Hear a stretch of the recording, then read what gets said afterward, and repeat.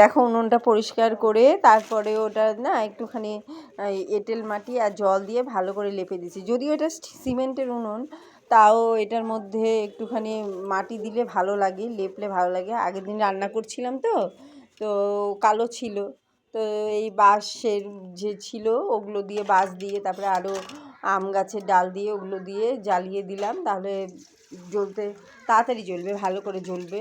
এখন ওই চালটা ধুয়েই রেখেছিলাম, ওইটা আমি ভাত বসিয়ে দিলাম। তো এদিকে ভাত বসাচ্ছি, এদিকে উনুনে বসালে না সামনে বসে থাকতে লাগে, না হলে একটু সরে গেলেই নিভে যায়।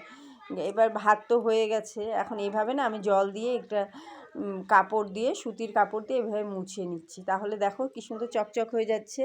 উনুনে যে রান্না করছি, কালি দিয়ে রান্না করছি বোঝাই যাবে না, একদম পরিষ্কার হয়ে যাবে। আমি এভাবেই এই শীতের দিনে ভাত করি, এভাবেই করি। আর ওদিকে দেখো মাটিটা রেডি করছি গাছ বোনার জন্য।